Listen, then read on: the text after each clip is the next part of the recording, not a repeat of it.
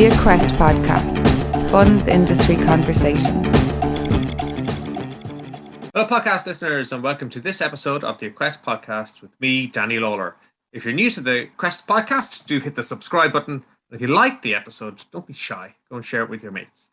In this episode, we remain on the crypto funds train, and I'm joined by Daire Lawlor, who is no relation, but works at Interwoven and is a financial services tech expert with a particular interest in emerging technologies and all things digital assets and cryptocurrency related.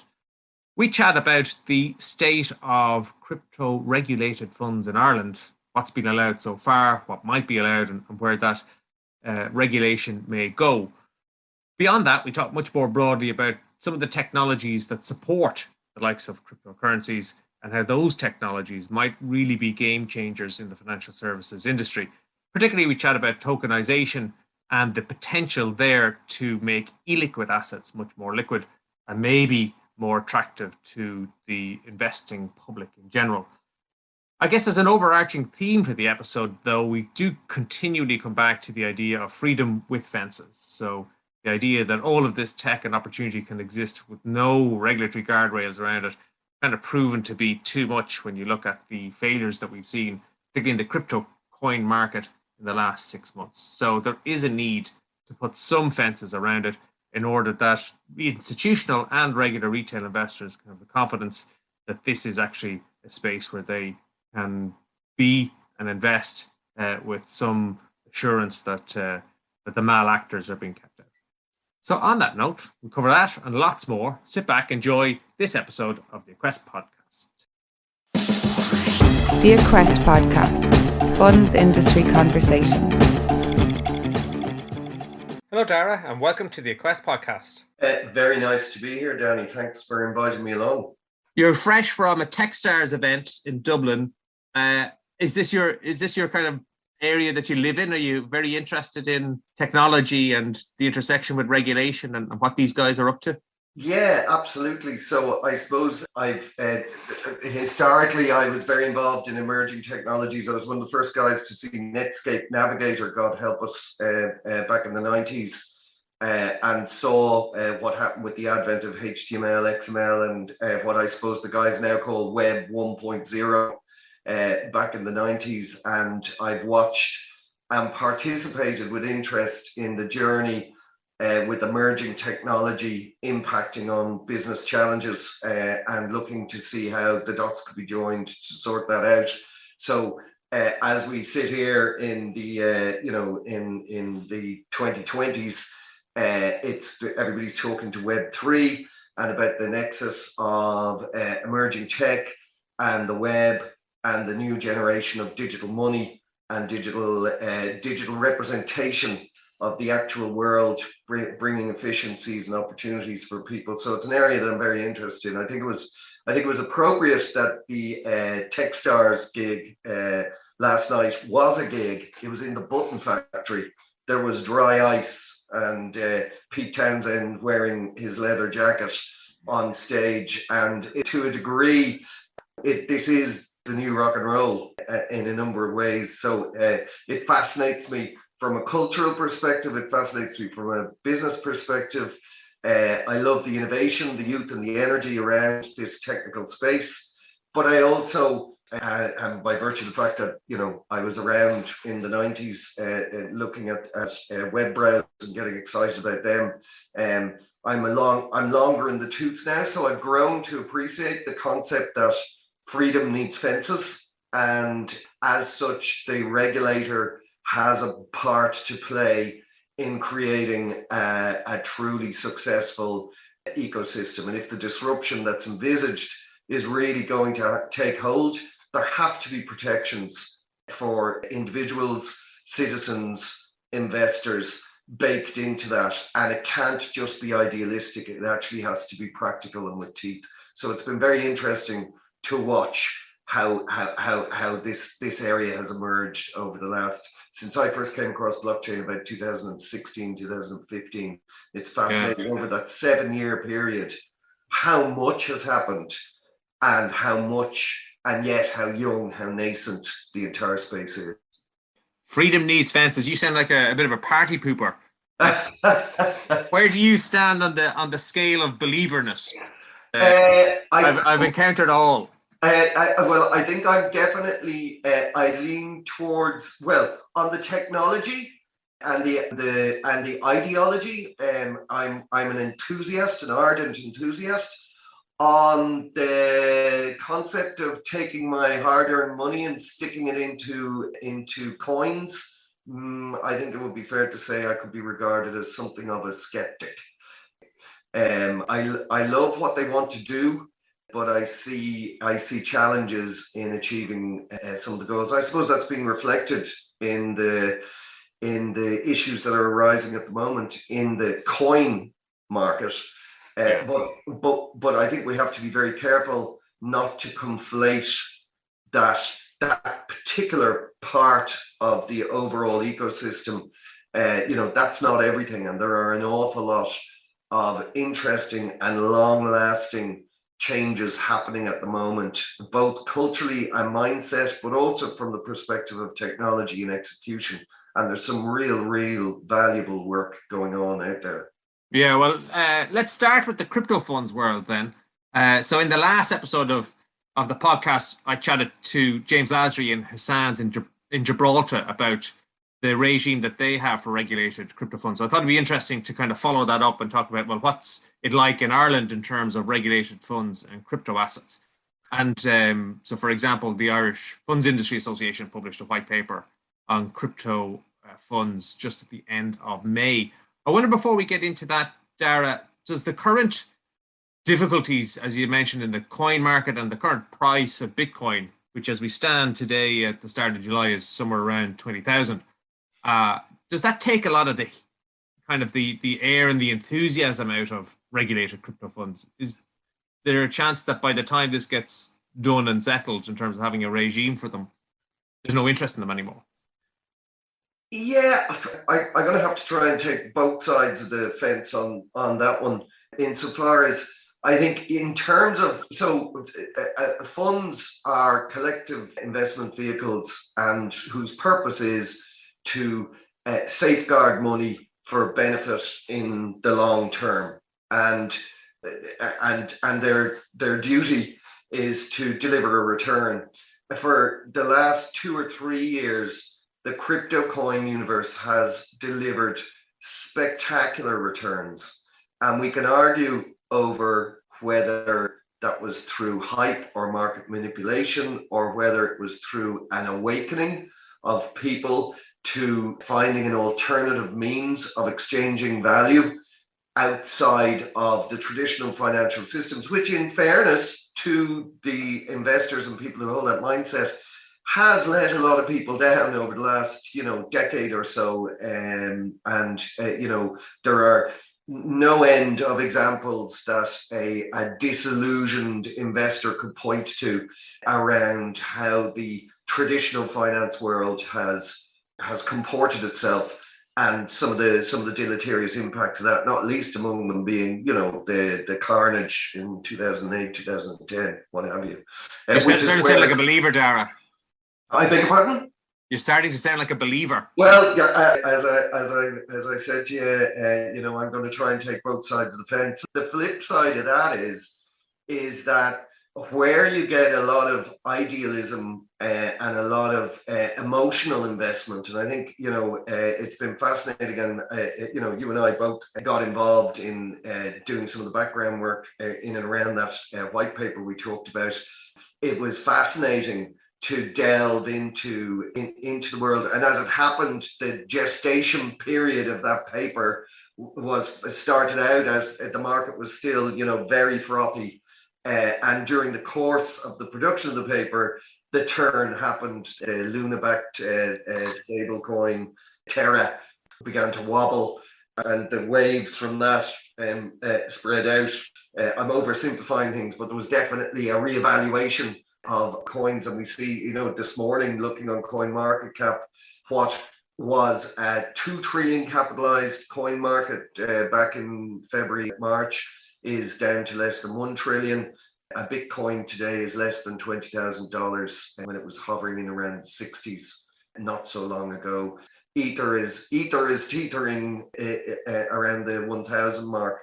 And there was an interesting stat this morning around the fact that there is 76.4% less Bitcoin millionaires now today than there were at the beginning of the year, dollar millionaires. I guess one of the interesting things, the flip side of, if you look at, say, Bitcoin or cryptocurrencies as a regulator and you think about all the risk and all the things that could go wrong, the access to data is the flip side, and the ability to be able to calculate that 76 points absolutely millionaires are gone. And when did a lot of these investors come into the market? I think I've heard that over 50% of Bitcoin investors have lost money. So the ability to pull that data out of what's available is the flip side of. And I think you've absolutely hit the nail on the head. So if I can put on my enthusiast hat again here, I'd be saying that this is one of the major things about it. And it's something of a conundrum to me. Even at the Techstars event last night, they were talking about that, the fact that a regulatory input can actually add value to this ecosystem, particularly in the light of, a big readjustment as we are witnessing at the moment.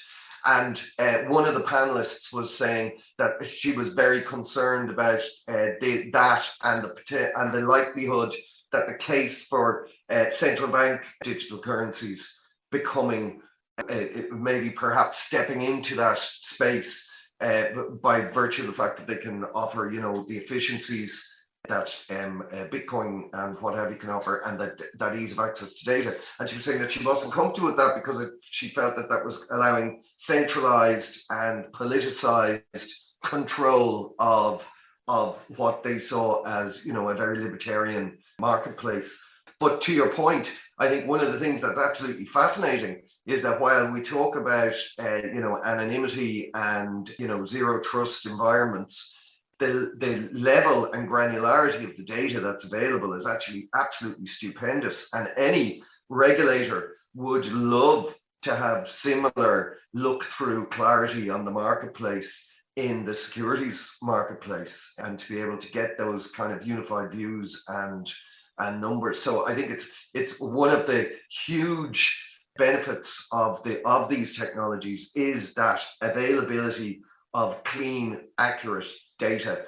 However, I think the flip side of that is that, we're seeing, there is an ongoing challenge to keep it all secure. And while the people will say that Bitcoin has never, ever been hacked, it's true to say that the vaults in which Bitcoin has been stored on behalf of people have been less successful in their journey.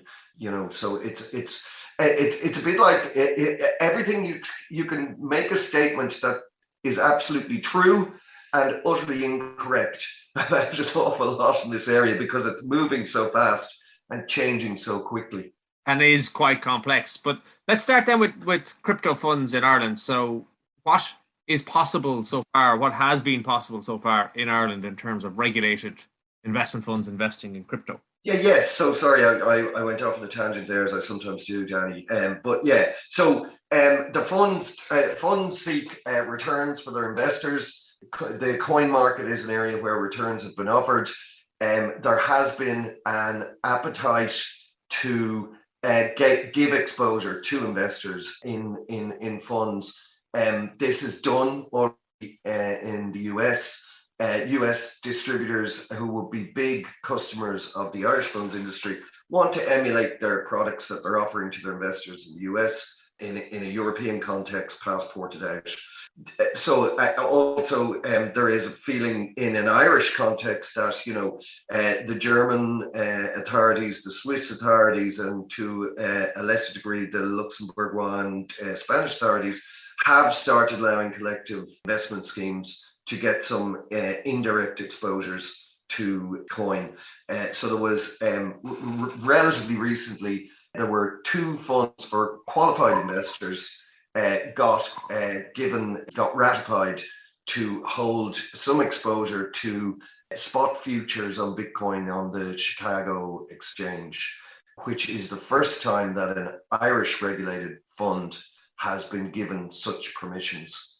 And I think the stance of the regulators, not unlike my own We really see the opportunities in the technology, but we're very concerned about the governance challenges associated with the coin marketplace. And that caution, I suppose, is reflected in that the qualified investment funds that they're looking at have a high level of entry. They require that the qualified investor has asserted that they have the capacity to make decisions around highly risky products, and the counterparty risk is effectively transferred away from the coin market itself to whoever is issuing the futures contract with the fund. So it's quite an insulated access to that asset class at the moment. What was envisaged in the white paper was that, as the industry came to terms with that insulated approach, and as guardrails were established, as protocols in and around the areas of custody, in and around the areas of due diligence, in and around the areas of AML and what have you, as those matured, then maybe there would be an opportunity to offer the exposure in a broader way. I personally am of the view that there is an opportunity for the Irish funds industry to offer that kind of insulated wrapper to allow investors to get exposure to the potential returns in that space, but to get the protections that one would expect for an investor in a traditional space. And if we go back to that, the 76.4 millionaires that are no longer, they're real people with car repayments and children going to college and mortgages to pay and what have you. And I think while the gamification of money notionally is a fantastic idea, if it's all your money, then it becomes a very, very different story. And I think that's where that's why maybe I am. That's what I mean by the fences.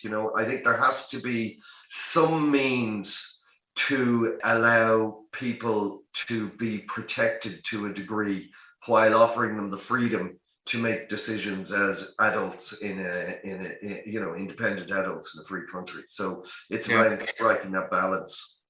So from an Irish regulated fund perspective, not so much dipping your toe in the water, is probably allowed to dip their toenail in the water, but with a very small exposure to on Bitcoin. It would be.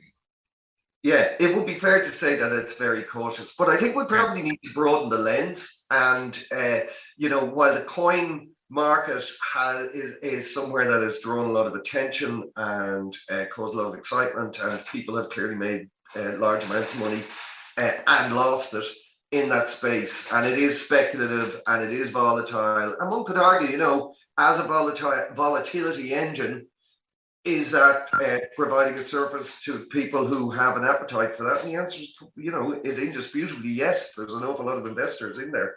Well, you can imagine the investment fund structure could be very attractive if you, as an investor, can get easier access. So you don't have the hassle and administration of opening wallets and doing your own trading, and you have the protections of a regulated structure and safety valuation.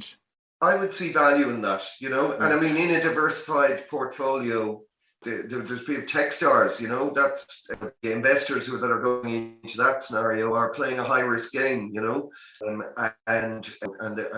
are with a view to earning a return. So I don't think we can rule these things out.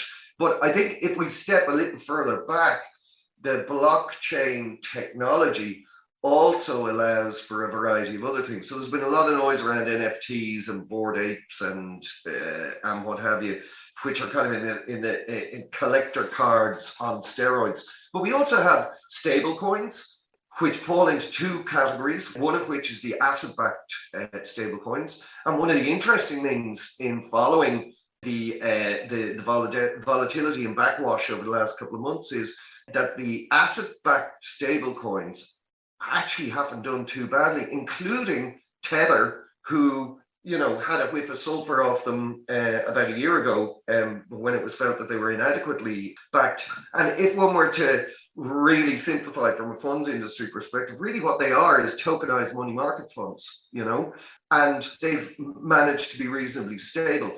Tokenized assets or securitized tokens are being experimented with on an ongoing basis around, there's been real estate, fractionalizing holdings in real estate.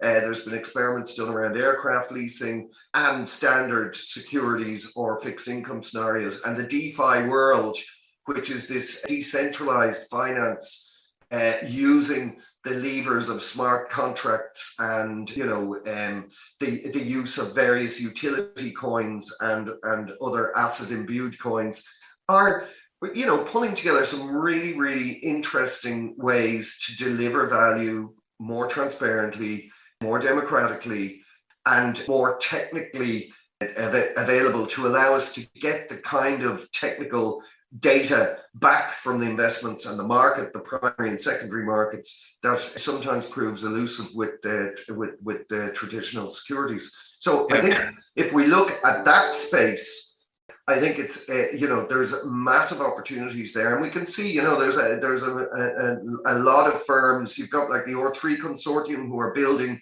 the infrastructure on which these kind of securities can live. We've got a lot of institutional grade custodians manifesting themselves, Zodiac, Copper, Gemini, etc., coming into the marketplace, who are looking to say, okay, well, how can we take advantage of these technologies to deliver better products quicker within the regulated sphere with exposure to institutional money in a way that, really, while we think the amounts are huge, I think the SPDR ETF is probably about 2.5, 3 times the capitalization of the entire coin market. That's one ETF. So we need to be aware of the fact that there is a much bigger financial ecosystem out there, and there are some huge strides being made using these technologies in terms of financial products, but also in terms of the administration. So fund admin chain, as an example, or FNZ, there are firms that are using blockchain to deliver services that from the outside in might look like the traditional service, but are actually operating much more efficiently on the basis of the underlying technologies. And I think that's a really exciting area and an exciting opportunity for the financial services world to democratize, to become more transparent, and to deliver more value directly to the investor, which is ultimately what we should be doing. So beyond crypto funds and coins, which I guess is what's all sexy and the buzzword at the moment, which of these technologies that kind of are behind coins do you think are the ones that we're going to see really grab hold? The concept of the initial coin offering manifested itself 2 or 3 years ago. There was an awful lot of it going on. It got quite a bad reputation quite quickly. There were some, I don't know whether they were bad actors or whether they just hadn't really thought everything through, but there was certainly money, there were funds being raised. People were putting real cash into coin offerings that offered them fractionalized, securitized ownership of entities that in some instances didn't really deliver on the promises that were made. And that probably gave the concept something of a bad name. But some of the fundamentals are nonetheless there stand. I mean, at the end of the day, whether one is issuing a paper share certificate in, let's say, I don't know, a railway firm back in the turn of the last century, up to now, when my pension fund is holding investments in Bank of Ireland, I don't see a piece of paper coming in the door. It is actually managed electronically, albeit by archaic standards. When we look to nowadays, it's now possible to produce a token, a coin in inverted commas, that represents one's holding in an immutable way on a transparent ledger of one's rights to a particular security or asset, be that a piece of real estate, be it an interest in some infrastructure, or be it an equity in the way that we would understand it today. That's happening. There's a lot of firms emerging into that space looking at that. And what it means is those coins can be used, or those tokens, let's not use the word coin, it causes confusion, but those tokens can then be exchanged more quickly and more efficiently by their owners, their beneficial owners, using the type of technology that we've seen being used in the coin world. By the same token, they can also be then used as security or collateralization for more complex financial products. They can be used for or borrowing, and that can be done in a more transparent way while delivering the level of data that we've seen, the remarkable granularity of data that we see in the coin marketplace. So I think that's very interesting. Yeah, I think it's the potential to take illiquid assets and tokenize them and create a liquid market for what otherwise is illiquid. Yeah, and effectively you're creating a secondary market. Yeah, and you think about in Europe, we're trying to, and the Capital Markets Union project has been around for quite a while at this stage, and the idea being to encourage and grow alternative sources of lending outside of just bank lending for projects around the union. So if that is an infrastructure project, it might be more attractive to your regular investors if it was a token as part of a motorway or a bridge or a hospital or whatever it is, as opposed to the idea of the European Long-Term Investment Fund, which hasn't really taken off. Yeah, no, it really hasn't. And then if you look at some of the challenges in the ETF space, for example, where while there's very good data and clarity in the engagement with the authorized participants and what have you, when you go to the secondary market, it's a lot more challenging to keep track of what's going on there, particularly in light of 27 different. So, we've had this whole argument around the consolidated tape in a European scenario.